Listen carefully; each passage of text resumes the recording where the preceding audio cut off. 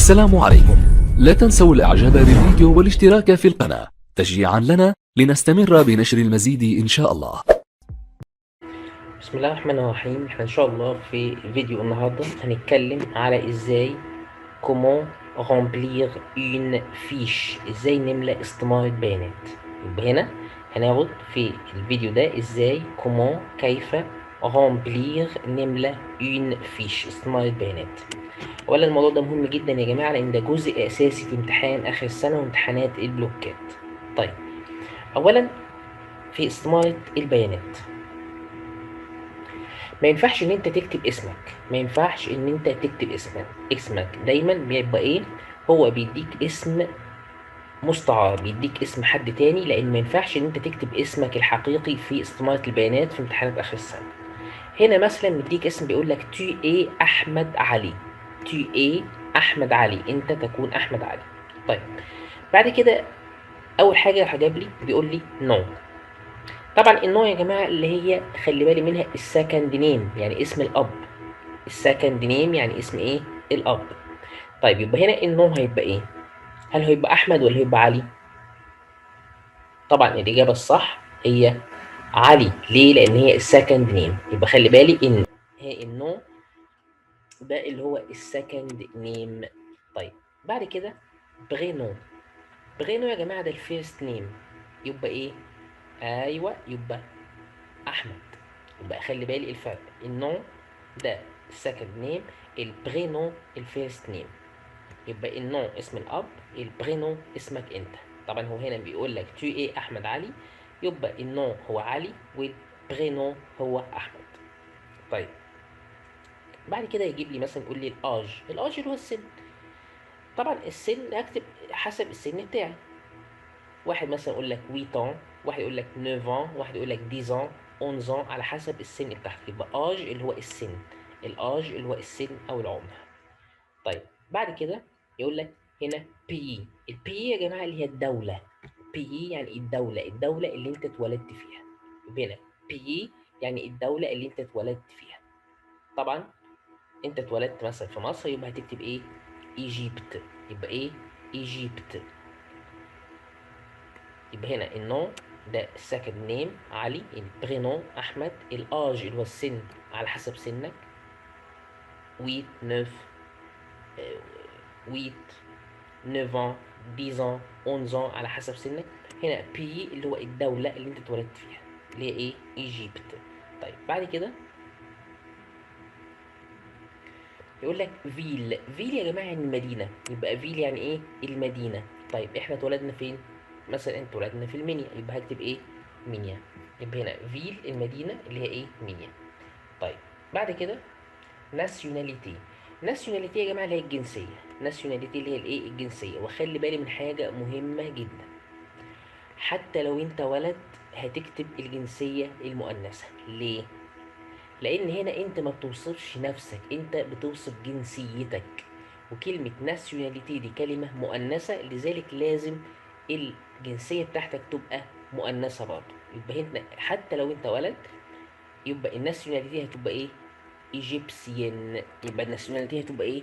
ايجيبسيان حتى لو انت ولد، حتى لو انت ايه؟ ولد. ليه؟ لان انا هنا بصف الجنسيه، والجنسيه مؤنث، يبقى لازم الصفه بتاعتها اللي هي صفه الجنسيه تبقى ايه؟ مؤنثه ايضا. طيب بعد كده الدات دانيفرسير. دات دانيفرسير يا جماعه اللي هو تاريخ عيد الميلاد. دات دانيفرسير تاريخ عيد الميلاد. طيب تاريخ عيد الميلاد اخلي بالي بحاجه مهمه جدا، ان انا لازم اكتب فيه اليوم والشهر، ما بكتبش السنه، ما بكتبش ايه؟ السنه. يبقى هنا دات دانيفرسير مثلا هتبقى لو 15 مي، يبقى اكتب كده لو وبعدين اليوم اللي هو 15 والشهر اللي هو ايه؟ مي، يبقى لو 15 مي، لو 15 مي. طيب بعد كده دات دو نيسانس. الدات دو نيسانس تاريخ الميلاد، الدات دو نيسانس تاريخ الميلاد. والفرق بين الدات دو نيسانس والدات دانيفرسير ان في الدات دو نيسانس بكتب السنة، لكن في الدات دانيفرسير ما بكتبش السنة. يبقى هتبقى برضه هكتب كده لو 15 مي مثلا 2009، لو 15 مي 2009 على حسب التاريخ الميلاد بتاعك. يبقى الفرق بينهم اخلي بالي من ده عشان ده مهمه جدا. في الدات دانيفرسير ما بكتبش السنه، لكن في الدات دو نيسانس اللي هي تاريخ الميلاد بكتب السنه. طيب بعد كده الادريس اللي هو العنوان. العنوان يا جماعه ليه طريقه معينه في كتابته، مش اي حاجه وخلاص. اول حاجه بكتب رقم، وبعدين كلمه رue اللي هي شارع، وبعدين اسم الشارع، وبعدين منيا ايجيبت. يبقى مثلا 5 رue عدنان منيا ايجيبت، يبقى 5 رue عدنان منيا ايجيبت. يبقى انا هنا في الادريس في العنوان بعمل ايه يا جماعه؟ بكتب اول حاجه رقم الشارع، رقم البيت، بعدين كلمة ري معناها شارع، بعدين بكتب اسم الشارع، بعدين منيا ايجيبت، بعدين منيا ايه؟ ايجيبت. يبقى خلي بالي في الموضوع ده في الادريس. اول حاجة رقم، تاني حاجة كلمة ري اللي هي بمعنى شارع، بعدين اسم الشارع، بعدين منيا ايجيبت. يبقى هنا فيل مدينة، ناسيوناليتي جنسية، وبكتبها في المؤنث حتى لو انت ولد لان انا بصف الجنسية. دات دانيفرسير اللي هو تاريخ عيد الميلاد، ما بكتبش السنة. دات دو نيسانس اللي هو تاريخ الميلاد، ده بكتب فيه السنة. ادريس اللي هو العنوان. طيب بعد كده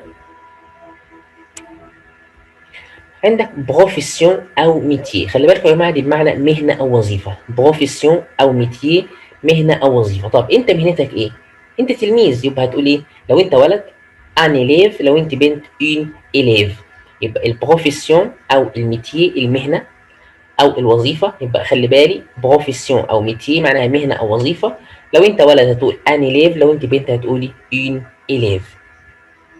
طيب بعد كده ميتير دو تون بير. ميتير دو تون بير يعني مهنه باباك. يبقى ميتير دو تون بير مهنه باباك. طبعا احنا بنكتب كل واحد بقى على حسب مهنه باباه. احنا بنكتب حاجه مثال مثلا ان ارشيتكت. ان ارشيتكت لو مهندس، يبقى ان ارشيتكت مهندس. يبقى خلي بالي كلمه ميتير معناها مهنه، وما غلطش بينها وبين كلمه ماتيير اللي هي ماده دراسيه. طيب بعد كده في لونج بارلي. لونج بارلي اللغات اللي انت بتتكلمها. لونج بارلي اللغات اللي انت بتتكلمها. اللغات يبقى لونج اللغات، بارلي اللي انت بتتكلمها. طبعا احنا بنتكلم عرب، انجلي وفرنسي. عرب، انجلي وفرنسي. يبقى لونج بارلي اللغات اللي انت ايه بتتكلمها. طيب بعد كده لونج étrangère. لونج étrangère اللغات الأجنبية. لونج étrangère يعني اللغات الأجنبية، يعني هتشيل اللغة بتاعتنا الأصلية بتاعتنا هنشيلها. يبقى إيه اللغات الأجنبية اللي عندنا؟ الفرنسي والأنجلي. فرنسي والإيه والأنجلي. يبقى لونج étrangère اللغات الأجنبية. طيب بعد كده لونج déjà choisie. لونج déjà choisie. لونج déjà choisie اللغة اللي أنت اللي هي يعتبر اللغه اللي انت بتتكلمها غير اللغه الام. يبقى اللي هي ايه؟ انجلي. يبقى اللانج ديجا شوازي يعني اللغه اللي انت اخترتها من قبل كده اللي هي غير اللغه الام اللي هي تبقى ايه؟ انجلي. طيب في بعد كده لانج ديجا بارلي. لانج ديجا بارلي يعني اللغه اللي انت بتتكلمها في الاساس، اللغه الام بتاعتك. طب ايه اللغه بتاعتنا اللي هي ايه؟ اراب. يبقى خلي بالك الفرق بين لانج ديجا بارلي اللي هي الاراب ولانج ديجا شوازي اللي هي الانجلي. طيب بعد كده انيمو بريفيري الحيوانات المفضله. انيمو بريفيري الحيوانات المفضله. وخلي بالي يا جماعه ان هنا جمع. انيمو هنا في الجمع لان لو مفرد يبقى انيمال. بريفيري في الجمع اخرها اس الحيوانات المفضله. يبقى لازم اختار اكتر من حيوان، يعني مينيمم 2. مثلا هنقول مثلا لو شا ولو شيان. لو شا ولو ايه لو شيان. بعد كده un instrument de musique préféré. un instrument de musique préféré اللي هي الآلات الموسيقية المفضلة. يبقى un instrument de musique préféré الآلات الموسيقية المفضلة. طبعا أهم حاجة إن هنا جمع. un instrument فيها اس يبقى جمع، وبريفيري فيها اس يبقى جمع، يبقى أكتر من آلة موسيقية. يبقى ممكن نختار مثلا le piano ولو violon. le piano ولو violon. طيب بعد كده سبور بريفيري الرياضات المفضلة. سبور بريفيري الرياضات المفضلة. طبعا ممكن نختار لو فوت ولو تنس. لو فوت اللي هو الفوتبول ولو تنس. لو فوت ولو تنس. طيب بعد كده ممكن يقول لك جو دي سوسيتي بريفيري. خلي بالك يا جماعة الجو دي سوسيتي اللي هي الألعاب الاجتماعية، يعني الألعاب اللي احنا ممكن نلعبها في البيت مع بعض اسمها جو دو سوسيتي بريفيري. جو دو سوسيتي بريفيري. طب زي ايه الالعاب مثلا الاجتماعيه اللي احنا ممكن نلعبها مع بعض في البيت؟ زي مثلا لي كارت اللي هي الكوتشينه، ولي دومينو، لي كارت ولي دومينو، لي كارت ولي ايه دومينو. يبقى هنا لونج ديجا بالي، اللغات اللي انت تتكلمها في الاساس اللي هي الاراب. انيمو بريفيري اللي هي الحيوانات المفضله. انسترومو دي ميوزيك بريفيري، الالات الموسيقيه المفضله. سبور بريفيري، الرياضات المفضله. جو دي سوسيتي بريفيري اللي هي الالعاب الاجتماعيه المفضله. طيب بعد كده يقول لك الوزير. الوزير يا جماعه ليها معنيين، معنى هوايات او اوقات الفراغ، يعني الحاجات انت بتحبها، الهوايات بتاعتك او في اوقات الفراغ اللي انت بتعملها اسمها الوزير. اسمها ايه؟ الوزير. طيب ممكن نكتب ايه مثلا؟ ممكن لو ديسان الرسم، وممكن لا ميوزيك الموسيقى. ممكن لو ديسان الرسم او لا ميوزيك الموسيقى. طبعا هنا انا كاتب اكتر من واحده لان هو عايز ايه؟ اكتر من واحده. يبقى لو ديسان الرسم او لا ميوزيك الموسيقى. طيب بعد كده اكتيفيتي بريفيري، الانشطه المفضله. هنا برضه في الجمع اكتيفيتي بريفيري، الانشطه المفضله. ممكن نكتب ايه مثلا؟ ممكن نقول لا ناتاسيون ولا بيش. ناتاسيون اللي هي السباحه، لا بيش اللي هو صيد السمك. لا ناتاسيون ولا بيش، لا ناتاسيون ولا ايه ولا بيش. اكتيفيتي بريفيري. طيب بعد كده يقول لك سيزون بريفيري، فصلك المفضل. سيزون بريفيري، الموسم اللي انت بتحبه. طبعا ممكن نكتب مثلا ليتي، اغلبنا بيحب الصيف عشان يروح المصيف كده، يبقى ايه؟ ليتي. يبقى هنا سيزون بريفيري ليتي، سيزون بريفيري ليتي. طيب بعد كده ماتيير بريفيري. ماتيير هنا المواد الدراسيه المفضله. ماتيير بريفيري، المواد الدراسيه المفضله. ممكن مثلا نقول لغاب ولي مات، لغاب ولي مات. طبعا في اكتر من ماده مفضله، كل واحد يكتب الحاجه اللي هو ايه بيفضلها. طيب بعد كده يقول لك تل، ده اختصار تليفون فيكس. التليفون فيكس يا جماعه اللي هو التليفون الثابت، التليفون الارضي. يبقى هنا يبقى خلي بالي ان تل او تليفون فيكس اللي هو التليفون الارضي. طب التليفون الارضي يبقى كام رقم؟ ممكن يبقى 7 او 8 ارقام. 7 او 8 ارقام، يعني مثلا اها زي 27 مثلا، 93 مثلا، 092. يبقى ده مثلا تليفون فيكس. تليفون فيكس اللي هو التليفون اللي في المنزل، التليفون الثابت في المنزل. يبقى كلمة الوزير يعني هوايات، اكتيفيتي بريفيري أنشطة مفضلة، سيزون بريفيري فصل المفضل أو الموسم المفضل، ماتيير بريفيري المواد الدراسية المفضلة، تليفون فيكس التليفون الثابت أو التليفون الأرضي. طيب بعد كده في تليفون بورتابل، ده التليفون المحمول. طيب التليفون المحمول يبقى لازم يكون 11 رقم، ولازم اكتب البدايه تكون صحيحه. يعني ايه البدايه الصحيحه؟ يعني يا اما 010 يا اما 011 يا اما 012 يا اما 015، بس لازم تكون البدايه صحيحه ولازم 11 رقم.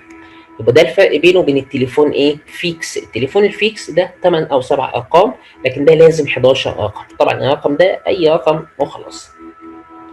طيب بعد كده تون بلا بريفيري. تون بلا بريفيري اللي هو طبقك المفضل، اكلتك المفضله. تون بلا بريفيري اكلتك المفضله. ممكن نقول مثلا لا بيتزا مثلا، لا بيتزا. طيب بعد كده تون ريبا بريفيري. ريبا يا جماعه اللي هي وجبه الاكل بقى. يعني ايه وجبه الاكل؟ يعني ريبا الفطار او الغداء او العشاء. يبقى مثلا هنقول مثلا لو ديني. لو ديني يعني العشاء، لو ديني يعني ايه العشاء. طيب بعد كده تون كورييل. كلمة كورييل يا جماعة يعني الإيميل. تون كورييل يعني الإيميل. طبعا هو مش طالب منك إن هو ياخد إيميلك الحقيقي، بس أهم حاجة تكتب الصيغة على هيئة إيميل حقيقي. يعني زي ما كده مثلا كانوتي مثلا، مثلا أروباز مثلا جيميل مثلا دوت كوم. يعني هو عايز الصيغة الشكل يكون صحيح. يبقى هنا كورييل يعني إيميل، وممكن يقول لك تون ميل أو تون ميل، التلاتة بنفس إيه المعنى. طيب بعد كده تون جور بريفيري، يومك المفضل. تون جور بريفيري يومك المفضل. ممكن نقول أي يوم، مثلا واحد يحب مثلا لو جودي. لو جودي يعني الخميس، لو جودي الخميس. طيب يبقى هنا تليفون بورتابل التليفون المحمول، تون بلا بريفيري طبقك المفضل، تون ريبا بريفيري وجبتك المفضلة، تون كورييل الايميل بتاعك، تون جور بريفيري يومك المفضل، يومك الايه المفضل. طيب بعد كده يقول لك تا كولور بريفيري. تا كولور بريفيري لونك المفضل. طبعا هنا طالب لون واحد، يبقى هكتب اي لون. مثلا واحد يقول لك مثلا لو روج، لو روج الاحمر. طيب ton chiffre préféré. chiffre الرقم بتاعك المفضل، واي حد مثلا يقول لك مثلا اي chiffre، له chiffre 7، له chiffre اي ايه chiffre. طيب بعد كده يقول لك ton poids. poids الوزن بتاعك. ton poids الوزن بتاعك. طبعا الوزن كل واحد على حسب وزنه. واحد ممكن يقول لك مثلا 34 كيلو، 34 كيلو. طيب هنا طي المقاس بتاعك، طولك. طبعا كل واحد على حسب مقاسه. مثلا واحد مثلا هنا متر 30 يقول لك ايه 1 متر 30، 1 متر ايه 30. طيب بعد كده تيزيو، عينيك. تيزيو لون عينيك بتاعك. طبعا لون عينيك ممكن واحد يقول مارون، بني، يبقى تيزيو مارون، لونها ايه بني. يبقى هنا تا كولور بريفيري، لونك المفضل. تون شيفر بريفيري، رقمك المفضل. تون بوا، وزنك. تا تاي، مقاسك. تيزيو، عينيك. طيب بعد كده ممكن مثلا اقول لك تي شيفو. هنا الشيفو اللي هي الشعر، لون شعرك ايه؟ مثلا مارون، يبقى تي شيفو اللي هو شعرك ايه؟ مارون. مثلا تون شانتور بريفيري. هنا شانتور يا جماعه المغني. تون شانتور بريفيري، المغني المفضل بتاعك اي اسم. مثلا حمزه نمره، واحد يقول ممكن عمرو دياب، واحد يقول تامر حسني، زي ما يكون. بعد كده تون اكتور بريفيري. اكتور يعني ممثل. تون اكتور بريفيري، ممثلك المفضل. طبعا اي اسم ممثل انت عايزه. واحد يقول لك مثلا احمد حلمي. طيب بعد كده تون موين دو ترانسبور بريفيري، وسيله المواصلات المفضله بالنسبه لك. احنا مثلا اغلبنا بيبقى ايه؟ مثلا لو بيس، لو ايه بيس. طيب بعد كده يقول لك تون كاركتير، الصفه بتاعتك، الكاركتر بتاعتك، الصفه الشخصيه بتاعتك. ممكن نقول اي صفه شخصيه. مثلا واحد يقول ايه ان هو جونتي، إيه البنت مثلا جونتي، يبقى ايه جونتي او جونتي، جونتي او ايه جونتي، اللي هو يعني طيب، ذوق كده كويس. يبقى هنا يا جماعه دي الحاجات اللي انا بستخدمها علشان املا استماره بيانات. ويا جماعه استماره البيانات دي جايه في امتحان اخر السنه، وجايه في امتحان بلوك، شيء منتهي ولازم اخد بالي منها. في استماره البيانات انا مش مطلوب مني اعمل جمل، انا بعمل بس بيانات، بدي معلومات فقط لا غير. الملاحظات المهمه هنا ان انا لازم اخد بالي ان النو ده السكند نيم، اسم الاب. البرينو ده الفيرست نيم، اسمك.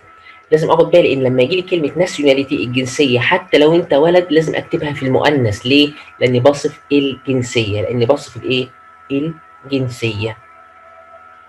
في نهاية الفيديو أتمنى تكونوا استفدتوا، وبالتوفيق إن شاء الله، والسلام عليكم ورحمة الله وبركاته.